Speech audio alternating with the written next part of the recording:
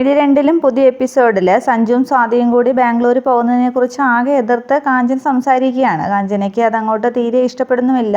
അത് തുറന്നു പറയുന്നുമുണ്ട്. പെൺകുട്ടിയുടെ അച്ഛൻ ജോലിക്ക് പോയി എന്ന് പറയുന്നത് ഒരു കാരണവുമല്ല എന്ന് മുത്തശ്ശി കൂടി പറയുന്നുണ്ട്. കല്യാണം മാറ്റി വെക്കാനായിട്ട് പലരും അതേപ്പറ്റി അഭിപ്രായങ്ങളും ഒക്കെ ചോദിക്കുന്നുണ്ട്. എല്ലാവർക്കും കാരണം എന്താണെന്നാണ് അറിയേണ്ടത് എന്നൊക്കെ മുത്തശ്ശി പറയുമ്പോൾ കവിതയും പറയുന്നുണ്ട്. വീട്ടിലിരിക്കുന്നത് കൊണ്ടാണ് നിങ്ങൾക്കൊന്നും അറിയാത്തത്. ഓരോരുത്തരും ഓരോ കാരണങ്ങളാണ് പറയുന്നത്. ഇങ്ങനെയുള്ള ഈ അവസരത്തിൽ അവർ ഒന്നിച്ചു പോയാൽ അത് ഈ നാട്ടിൽ പാട്ടാവും, പിന്നെ കഥകൾ വേറെ ആകും എന്നൊക്കെ പറഞ്ഞ് കവിത അങ്ങ് എഴുതിയേറ്റുകയാണ്. തുടർന്ന് ദിനേശനും പറയുന്നുണ്ട് കവിതയുടെയും കാഞ്ചനയുടെയും പക്ഷം ചേർന്ന് അവരിപ്പോൾ ഇവിടുന്ന് പോയാൽ പണ്ട് ബാംഗ്ലൂർ അവരിപ്പോൾ എങ്ങനെയാണ് കഴിഞ്ഞിരുന്നത് എന്നൊക്കെ എങ്ങനെയാണ് അറിയുക എന്നൊക്കെ മുനവെച്ച് സംസാരിക്കുമ്പോൾ അത് കാഞ്ചനയ്ക്ക് ദേഷ്യപ്പെടുകയാണ്. എൻ്റെ മകളെക്കുറിച്ച് അനാവശ്യം പറയരുതെന്ന് പറഞ്ഞ്.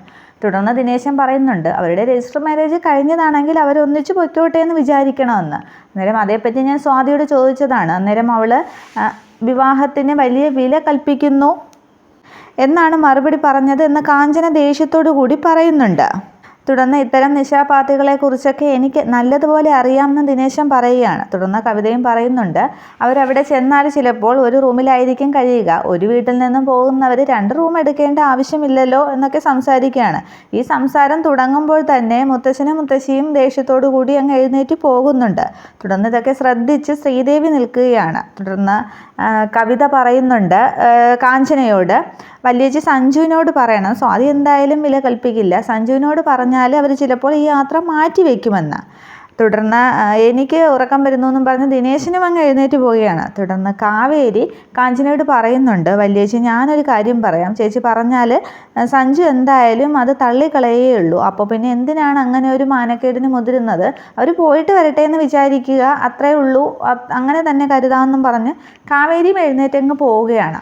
തുടർന്ന് കാഞ്ചനയ്ക്ക് കാര്യം കാവേരി പറഞ്ഞത് ഉൾക്കൊള്ളുന്നുണ്ട്. അന്നേരം കവിതയോട് പറയുകയാണ്, കാവേരി പറഞ്ഞത് തന്നെയാണ് ശരി, ഞാൻ പറഞ്ഞത് അവൻ തള്ളി കളഞ്ഞാൽ പിന്നെ എനിക്കത് എന്നും ഒരു അപമാനം തന്നെ ആയിരിക്കും എന്ന് പറഞ്ഞിട്ട് കാഞ്ചനയും പോകുന്നുണ്ട്. തുടർന്ന് ശ്രീദേവിയും മുകളിലേക്ക് കയറി പോവുകയാണ്. അന്നേരം കവിത വിചാരിക്കുന്നുണ്ട് എല്ലാത്തിനും തടയിടുന്നത് കാവേരിയാണെന്ന്.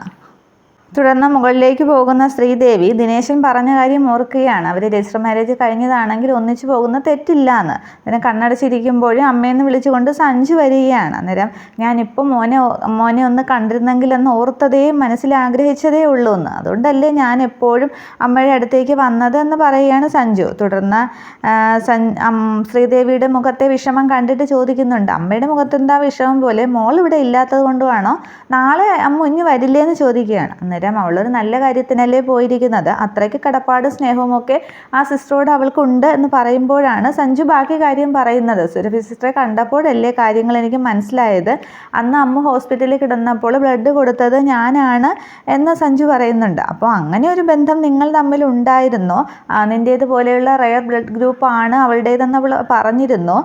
ബ്ലഡ് കിട്ടാതെ വന്നപ്പോൾ ഓപ്പറേഷൻ താമസിക്കും എന്നുവരെ പേടിച്ചതാണ്, പിന്നീട് ദൈവം ഒരാളെ അയച്ചതുപോലെ ഒരാൾ വന്ന് രക്ഷിച്ചു എന്നൊക്കെ എനിക്ക് പറഞ്ഞു, എനിക്കതൊക്കെ ഓർമ്മയുണ്ട്, അത് മോനായിരുന്നോ എന്നൊക്കെ സഞ്ജുവിനോട് ചോദിക്കുകയാണ്. അന്നേരം സഞ്ജു പറയുന്നുണ്ട്, അതെ ഞാൻ അങ്ങനെ ഒരുപാട് പേർക്ക് ബ്ലഡ് കൊടുത്തിട്ടില്ലേ എന്ന്.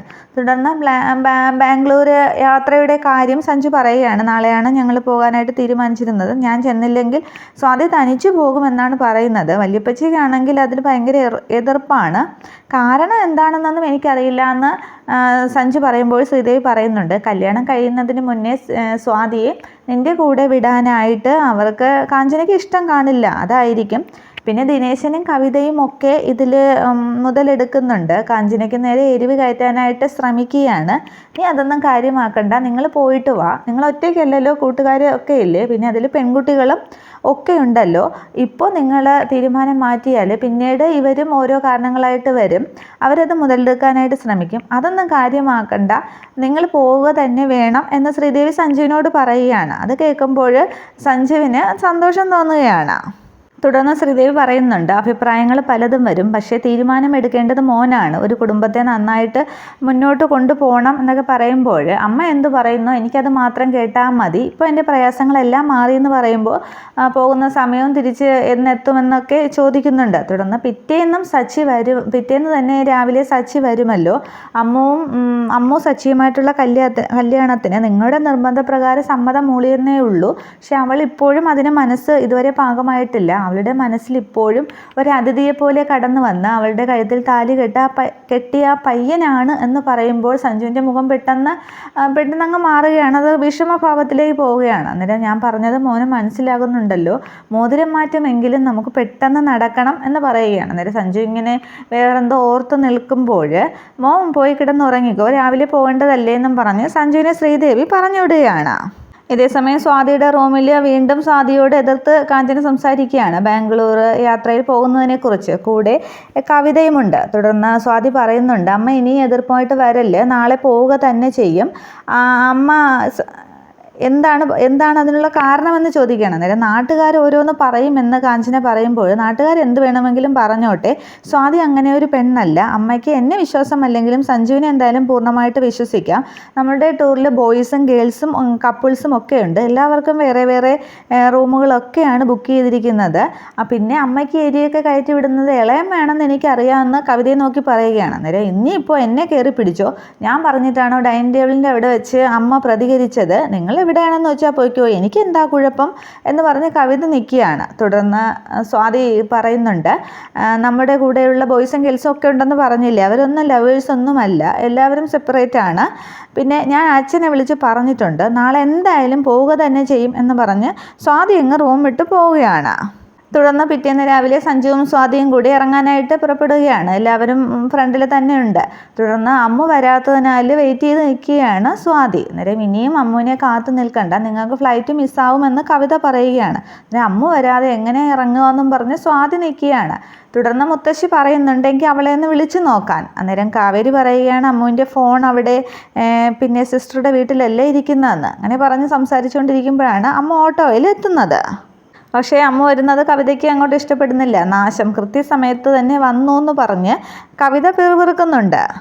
തുടർന്ന് മുകളിലേക്ക് ചെല്ലുന്ന കവിത കാഞ്ചനയെ കളിയാക്കുകയാണ്. എന്താ യാത്രയായ പിന്നെ എല്ലാവരും വന്നല്ലോ, വല്യേച്ചി മാത്രം എന്താ വരാതിരുന്നതെന്ന്. അന്നേരം എൻ്റെ വായിന്ന് വല്ലതും വീഴുമെന്നും പറഞ്ഞ് വഴക്ക് പറയുകയാണ് കവിതയെ. അന്നേരം ശ്രീദേവി വരെ വന്നു, അപ്പോൾ വല്യേച്ചിയെ കണ്ടില്ല, അതുകൊണ്ടാണ് ചോദിച്ചത്. ആരൊക്കെ ചോദിക്കുന്ന കേട്ടു എന്ന് പറയുകയാണ്. അന്നേരം ശ്രീദേവിയും വന്നോ എന്ന് കാഞ്ചന തിരക്കുകയാണ്. അതെ, ശ്രീദേവിയും വന്നു. സഞ്ജു ഒന്ന് പിന്നോട്ട് ഈ യാത്ര മാറ്റി വയ്ക്കാമെന്നും പറഞ്ഞ് പിന്നോട്ടായതാണ്. പക്ഷേ ശ്രീദേവിയല്ലേ അതിലിടപെട്ട് അവരെ പറഞ്ഞു വിട്ടത്. ശ്രീദേവി ആകെ സന്തോഷത്തിലാണ്. ഇനിയിപ്പോൾ മോളെ വെച്ച് ശ്രീദേവിയോട് എതിർക്കാം എന്നുള്ള ചിന്തയൊന്നും വേണ്ട. ഇന്നലെ തന്നെ റൂമിൽ വെച്ച് ശ്രീകുട്ടി ചേച്ചിയോട് സംസാരിച്ചത് കേട്ടില്ലേ, ഞാനും സഞ്ജുവും ബാംഗ്ലൂരിൽ എങ്ങനെയാണ് കഴിഞ്ഞതെന്ന് അമ്മയ്ക്ക് അറിയാമോ എന്ന്. അങ്ങനെയാണ് ഒരു അമ്മയോട് മകൾ ചോദിക്കേണ്ടത്. അല്ല, ശ്രീകുട്ടി ചന്ദ്രകാന്തത്തിലും ഇങ്ങനെ തന്നെ ആയിരുന്നോ അത് ചോദിക്കുകയാണ്. അന്നേരം കാഞ്ചനയ്ക്ക് ആകെ അങ്ങ് ദേഷ്യം വരുന്നുണ്ട്. തുടർന്ന് ശ്രീദേവിയുടെ മനസ്സിലെ ആഗ്രഹമാണ് ഇപ്പോൾ നിറവേറിയത് എന്ന് കവിത പറയുകയാണ്. അന്നേരം അത് കാഞ്ചനയ്ക്ക് മനസ്സിലാകുന്നില്ല. എന്താണെന്ന് തെളിച്ച് പറയുമ്പോൾ ഇപ്പോൾ ശ്രീദേവിക്ക് അവരെ ഹണിമൂണിന് വിട്ട ഒരു സന്തോഷത്തിലാണ്. താലികെട്ട് കഴിഞ്ഞു എന്ന് അവൾ വിശ്വസിക്കുകയല്ലേ, ഇനിയിപ്പോൾ രജിസ്റ്റർ മാരേജ് കഴിഞ്ഞു എന്ന് അവൾ വിശ്വസിക്കുകയല്ലേ, ഇനിയിപ്പോൾ താലികെട്ട് ഒഴിവാക്കാമല്ലോ എന്നും പറയുകയാണ് കവിത. അന്നേരം ആകെ കലി കയറുന്ന കാഞ്ചന പറയുകയാണ്, ഇങ്ങോട്ട് വന്നതാണ് എൻ്റെ ഒരു തെറ്റ്. ചന്ദ്രകാന്തത്തിലായിരുന്നെങ്കിൽ എൻ്റെ വാക്കായിരുന്നു അവസാനം. ഇവിടെ ഇപ്പോൾ ഒന്നും നടക്കില്ല, എൻ്റെ മോളും എന്നിൽ നിന്നും കൈവിട്ട് പോയി എന്നും പറഞ്ഞ് ആകെ ദേഷ്യത്തിൽ കാഞ്ചന സംസാരിക്കുകയാണ്. തുടർന്ന് കവിത പറയുന്നുണ്ട്, വല്യേച്ചിക്ക് ഇവിടെ വില ഉണ്ടാകുക തന്നെ ചെയ്യും. പക്ഷേ മകളുടെ മുമ്പിൽ തോറ്റു കൊടുക്കുന്നതാണ് ചേച്ചി കാണിക്കുന്ന തെറ്റ്. പക്ഷേ അങ്ങനെ പാടില്ല. പക്ഷേ ശ്രീദേവി കൃത്യസമയത്ത് തന്നെ കരുക്കൾ വയ്ക്കും. ചേച്ചി യാത്രയെ എതിർത്തപ്പോൾ അവൾ ശ്രീകുട്ടിയെ സ്വാധീനിക്കാനായിട്ട് ശ്രമിച്ചു. കുട്ടികൾ അങ്ങനെയല്ലേ, അവരുടെ ചാട്യങ്ങൾക്ക് കൂട്ടു നിൽക്കുന്നവരല്ലേ അവരിഷ്ടപ്പെടൂ എന്ന് പറയുകയാണ്. അന്നേരം ഇങ്ങനെയാണെങ്കിൽ വല്യേച്ചിക്ക് പ്രഭേട്ടൻ്റെ കൂടെ US പെട്ടെന്ന് പറക്കാം. എന്തായാലും ആഗ്രഹിച്ച ലക്ഷ്യത്തിലേക്ക് എത്താൻ സാധിക്കില്ല എന്ന് കവിത പറയുമ്പോൾ ആരാണ് പറക്കുന്നതെന്ന് കാണുക തന്നെ ചെയ്യാം. ഇതിന് ഞാൻ എന്തായാലും ശ്രീദേവിക്ക് ഒരു പണി കൊടുക്കുക തന്നെ ചെയ്യും. ചെയ്യും. ഈ കല്യാണത്തിന് ഞാൻ മുൻകൈ എടുത്തത് ഏത് ലക്ഷ്യത്തോടു കൂടിയാണോ ആ ലക്ഷ്യം ഞാൻ സാധിക്കുക തന്നെ ചെയ്യും. പിന്നെ ശ്രീദേവിക്ക് ഒരു പണി കൊടുക്കാനായിട്ട് എന്തെങ്കിലും വഴി നിൻ്റെ കയ്യിലുണ്ടോ എങ്കിൽ നിൻ്റെ മിടുക്ക് ഞാൻ സമ്മതിച്ച് തരാം. അവൾ കിടന്ന് വിലപിക്കുക തന്നെ വേണം. മകനില്ലാത്ത സമയത്ത് തന്നെ അത് കൊടുക്കുകയും വേണം. ആലോചിക്കുക എന്ന് പറഞ്ഞിട്ട് അങ്ങ് റൂം വിട്ട് കാഞ്ചന പോവുകയാണ്. തുടർന്ന് ദിനേശൻ പുറത്തുനിന്ന് വരുമ്പോൾ വീട്ടിൽ ആരെയും കാണുന്നില്ല. അന്നേരം ഇവരെല്ലാവരും കൂടി എവിടെ പോയി? കിളവനും കിളവിയും കൂടി ക്ഷേത്രത്തിലെങ്ങാനും പോയതാണോ എങ്കിൽ മുറിയൊന്ന് തപ്പാന്നും പറഞ്ഞ് മുത്തശ്ശൻ്റെ റൂമിനടുത്തേക്ക് വരുമ്പോൾ രണ്ടുപേരും റൂമിൽ നിന്ന് ഇറങ്ങി വരികയാണ്. അന്നേരം ഇവിടെ ഉണ്ടായിരുന്നോ എന്നും പറഞ്ഞ് ദിനേശൻ ഇങ്ങനെ നിൽക്കുമ്പോൾ അങ്ങ് ദിനേശനെ തന്നെ നിൽക്കുന്നുണ്ട് മുത്തശ്ശനും മുത്തശ്ശിയും കൂടി. തുടർന്ന് കവിതയും കാവേരിയും അമ്മുവും കൂടി വരുന്നുണ്ട്. ദിനേശ് ചേട്ടൻ ഇത് എവിടെ പോയതായിരുന്നു? സഞ്ജുവും സ്വാതിയും പോയി എന്ന് കാവേരി പറയുകയാണ്. തുടർന്ന് ഇവളിങ്ങ് എത്തിയോ എന്ന് അമ്മുവിനെ കണ്ടിട്ട് ദിനേശൻ ചോദിക്കുന്നുണ്ട്. തുടർന്ന് കവിത പറയുകയാണ്, വല്യേച്ചി ഒരു മണ്ടി തന്നെയാണ്. യാത്ര മുടങ്ങാനായിട്ട് ഇവളെ ഒരു അരമണിക്കൂർ തടഞ്ഞു വെച്ചാൽ പോരായിരുന്നു. അപ്പോൾ പിന്നെ ഇവളെ കാത്തു നിന്നേനെ, അപ്പോൾ ഫ്ലൈറ്റ് മിസ്സായേനെ എന്ന് കവിത പറയുകയാണ്. പക്ഷേ അതങ്ങ് അമ്മു ശ്രദ്ധിക്കാതെ അമ്മു അങ്ങ് പോകാൻ തുടങ്ങുമ്പോൾ ദിനേശൻ അമ്മുവിനോട് നിൽക്കാൻ പറയുന്നുണ്ട്.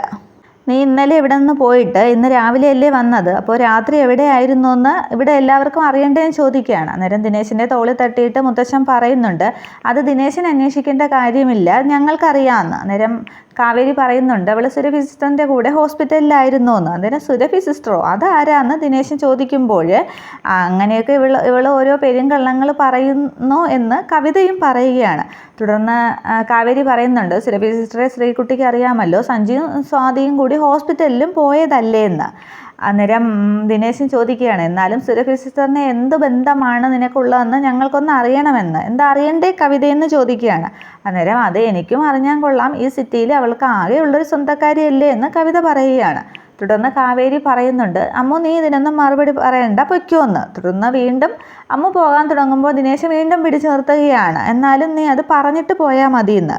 അന്നേരം അമ്മു നിന്ന് അങ്ങ് ധൈര്യത്തോടു കൂടി പറയുകയാണ്, സുരഭി സിസ്റ്റർ ആരാണെന്നല്ലേ ദിനേശൻ ചേട്ടനെ അറിയേണ്ടത്. നമ്മളൊരാളെ പരിചയപ്പെടുന്നത് മറ്റൊരാൾ വഴിയാണ്. ഞാൻ ആദ്യമായിട്ട് ഈ സിറ്റിയിലേക്ക് വരുമ്പോൾ കല്യാണ സമയം കഴിഞ്ഞിട്ടാണ് വന്നത്. അപ്പോൾ എൻ്റെ കയ്യിൽ ആഭരണങ്ങളും എല്ലാം ഉണ്ടായിരുന്നു. ഒരു ചായക്കടയിൽ വെച്ച് ഒരു കള്ളൻ ഈ ആഭരണങ്ങളൊക്കെ നോട്ടമിട്ടു. ഞാൻ അവിടെ നിന്ന് രക്ഷപ്പെട്ട് ഒരു ഇടവഴിയിലൂടെ പോകുമ്പോൾ ഈ കള്ളനിൻ്റെ പുറകെ വന്ന് എന്നെ തലയ്ക്കടിച്ചു വീഴ്ത്തി എന്ന് പറയുമ്പോൾ അങ്ങ് കാവേരി അങ്ങ് ദിനേശനെ നോക്കുന്നുണ്ട്. തുടർന്ന് മുത്തശ്ശി അയ്യോ മഹാഭാവിന്ന് ഇങ്ങനെ നെഞ്ചത്ത് കൈവച്ച് പറയുകയാണ്. ദിനേശൻ പെട്ടെന്ന് ഞെട്ടിത്തിരിച്ച് മുത്തശ്ശിയെ നോക്കുന്നുണ്ട്. തുടർന്ന് അങ്ങനെ ഞാൻ ബോധം കെട്ട് ചോരയിൽ കുളിച്ച് കിടന്നപ്പോൾ എന്നെ ഹോസ്പിറ്റലിൽ കൊണ്ടുപോയി എനിക്ക് ജീവൻ തിരികെ തന്നത് ഈ സിസ്റ്ററാണ് എന്ന് പറയുന്നുണ്ട്. അന്നേരം ഞാൻ വീണപ്പോൾ എൻ്റെ പണം സ്വർണവും അടങ്ങിയ ബാഗും എടുത്ത് ആ കള്ളൻ അങ്ങ് കടന്നു കളഞ്ഞു എന്നും അമ്മ പറയുകയാണ്. അന്നേരം ആ പണി ഇങ്ങോട്ട് വാങ്ങിച്ച രീതിയിൽ അങ്ങ് ആകെ മാനം കെട്ട് നിൽക്കുകയാണ് ദിനേശൻ. അന്നേരം കവിത മനസ്സിൽ കരുതുകയാണ്, അന്നേ ഇവളങ്ങ് തീർന്നു പോയിരുന്നെങ്കിൽ ഇപ്പം എൻ്റെ മനസ്സമാധാനം നഷ്ടപ്പെടില്ലായിരുന്നു എന്ന്. തുടർന്ന് ആകെ അങ്ങ് പരിങ്ങി നിൽക്കുന്ന ദിനേശനോട് അമ്മ ചോദിക്കുന്നുണ്ട്, ഇപ്പോൾ ദിനേശൻ ചേട്ടനെ മനസ്സിലായോ ഞാനും സുരഭി സിസ്റ്ററും തമ്മിലുള്ള ബന്ധം എന്താണെന്ന്? അന്നേരം മറുപടി ഇല്ലാതെ ദിനേശൻ നിൽക്കുകയാണ്. ഇത്രയുമാണ് നാളത്തെ പുതിയ എപ്പിസോഡ്. Okay, thank you.